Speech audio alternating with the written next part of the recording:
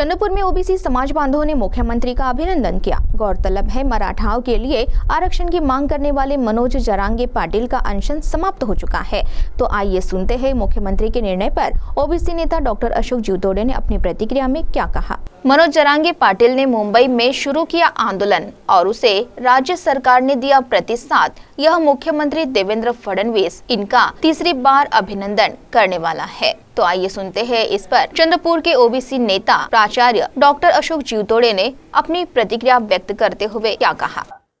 जे मराठा समाजातले लोक आहेत त्यांना कुणबी प्रमाणपत्र देण्यासाठी सरकारने मागणी या निर्णयाकडून कसं बघा, सुरुवातीपासून मनोज जरांगेंची मागणी त्यांच्या समाजाला जात प्रमाणपत्र मिळण्यासंबंधीची होती। अनेक लोक मराठवाड्यातील असे आहेत की त्यांना अजूनही जात प्रमाणपत्र मिळालेलं नाही, त्यामुळे हा उद्रेक झाला। म्हणून मराठा आंदोलन चिघळलं। काल आदरणीय देवेंद्र फडणवीस आणि त्यांच्या सरकारने जे GR काढला, हैदराबाद गॅजेटियरचा संबंध जोडून, त्यात नवल वाटण्याचं काही कारण नाही।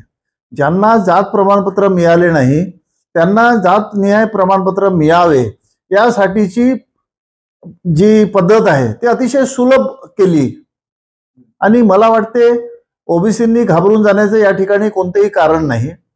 नवीन कोणीही ओबीसी येणार नाही।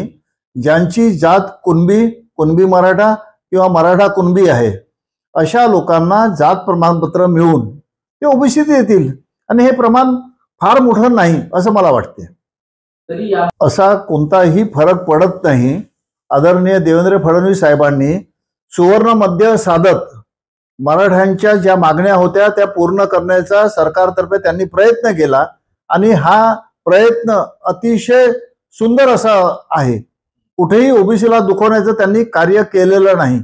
मराठ्यांना वेगळं आरक्षण देण्याचं त्यांचं स्वप्न होतं, त्यांना 10% वेगळं मिळालं, ते कोर्टात टिकवून दाखवलं। म्हणून आदरणीय देवेंद्र फडणवीस साहेबांचं या ठिकाणी मी त्रिवार अभिनंदन करतो। CTV के लिए प्रतिनिधि वैभव यारकर की रिपोर्ट।